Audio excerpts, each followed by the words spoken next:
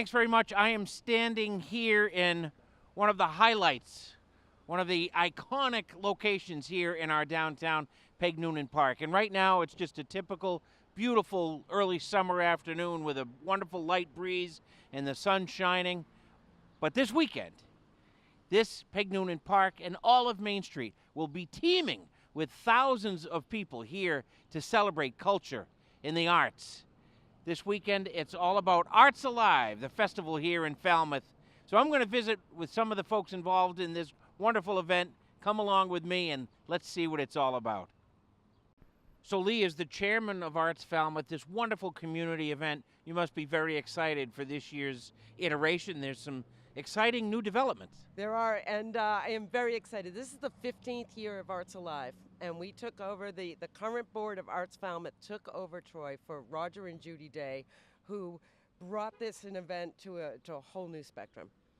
That's great, and I know that the event always is centered on Falmouth talent, but this year, the dance to kick things off has kind of a special meaning. Absolutely. The town dance on Friday night, which happens right over at the library at the performance tent. We have a few intro bands, but it is Puffy Elvis kicking off Arts Alive this year. And as you probably know, Puffy Elvis, former teachers and guidance counselors and educators from the Falmouth school system. So they bring quite the crowd. They do, and they know, educators, all of them, the importance of arts and music in our lives, in our kids' educations, and really ongoing in our lives. Absolutely, and that's what we're celebrating. Arts Falmouth is all about celebrating and supporting the arts. We have 3 events a year, but this is the big event, Arts Alive, and again, the 15th year, and it's all about the celebration. So now we're here on the library lawn, which will really be the epicenter of the events this weekend. And so tell us, if I come here on Friday night or Saturday morning or Saturday night, what am I going to see? What can I do? Well, that's the beauty. A little bit of everything and a whole lot of really different things. So we are using Peg Noonan Park for the first time in a long time. And there's going to be vendors there, as well as we're going to have an open mic for kids at Peg Noonan Park on Saturday afternoon. We talked about Puffy Elvis. The performance tent in the library is where a lot of the music is. And there's another tent all the way over by Shore Street. Continuous music from Friday night all the way through to Sunday afternoon. So we know from this great program that's available on your Facebook page and the website, which is artsfalmouth.org. All right, that there's lots of music all weekend, but this is so much more. Tell us a little bit about what else we'll see. It absolutely is. Shore Street Extension is closed. The entire Shore Street Extension is filled with over 50 vendors selling crafts, all local artisans. Have to be a Cape Cod artisan, and everything from pottery to glass to jewelry and everything in between. There's also the tent at the end of Shore Street Extension by Mullen Hall. Features all of our nonprofit offerings. So there is a fair, there are places to buy things, there's places to get inspired. And like so much that happens here in Falmouth Village, Lee, this is really a collaborative effort, a collaboration between Arts Falmouth and the Falmouth Village Association. The organizations have really come together to produce this great event. They really have, and interestingly enough, the 2 boards have 3 board members that overlap. Wendy Gelfie of Kayleen and Gelfie Candies, myself, and Peter Franklin of Highfield Hall. We looked at the efforts for Arts Falmouth. We saw an awful lot of overlap with what the Village Association does throughout the year and said, why not join forces? So this becomes yet another event where the Main Street merchants and businesses, as well as Queens Byway, get to benefit and get to collaborate. So we have several businesses that are doing something for the arts at Arts Alive. Not only supporting the event, but for the folks that come down here, they can actually go into some of our Main Street restaurants, get a picnic lunch, and bring it back to the festival. That's absolutely right. Some of the businesses are going to be creating special menus. You can go get a box lunch. You can call it in from across the street, run over, and the majority of the restaurants on Main Street are Village Association restaurants. So we want to promote our businesses, we want to promote our arts, and again, the 2 groups working together just makes so much sense. So this is not just a festival of the arts, but it's really a celebration of community. That is it. That it is, and Arts Falmouth celebrates that, as does the Village Association, and the folks that come far and wide. There is a sense of this is a really cool place to be.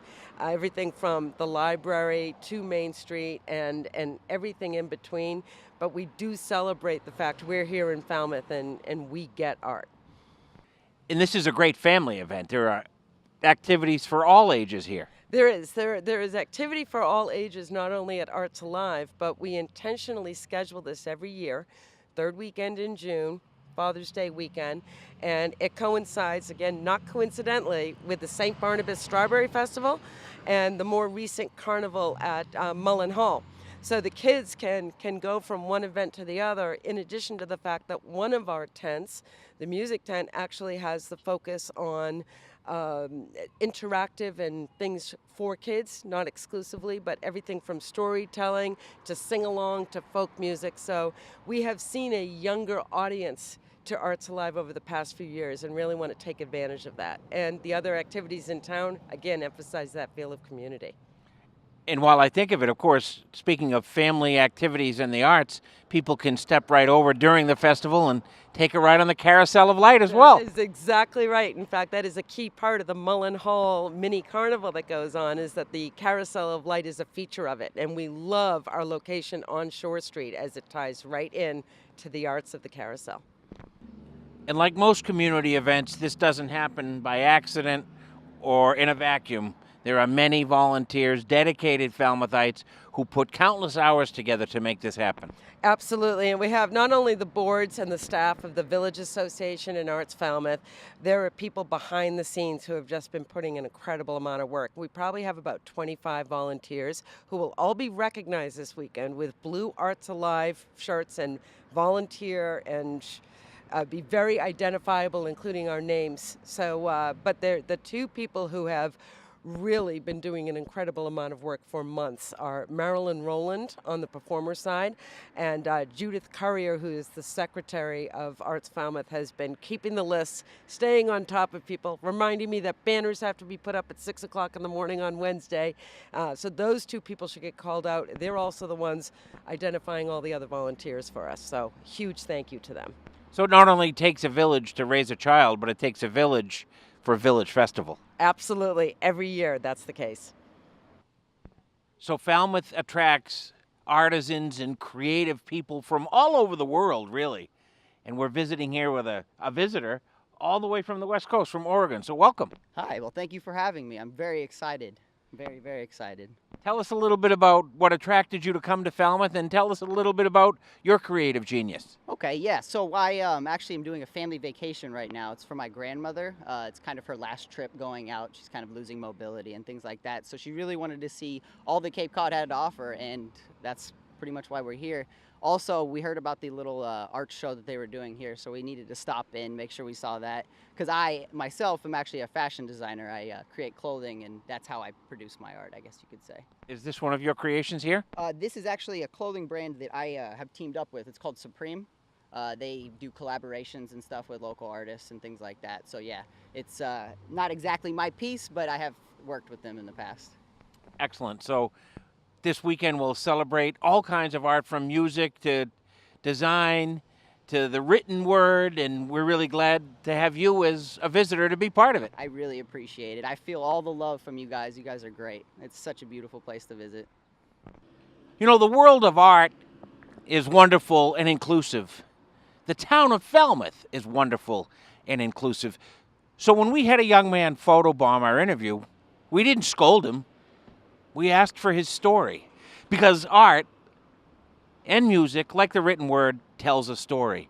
And so thousands of stories will be told this weekend at Arts Falmouth, and we'd love for you to join us, because the story of arts in Falmouth keeps being told again and again and again, and it will be told this weekend. Like Lee said, Falmouth and Falmouth Village is a really cool place, and this weekend it will be even cooler.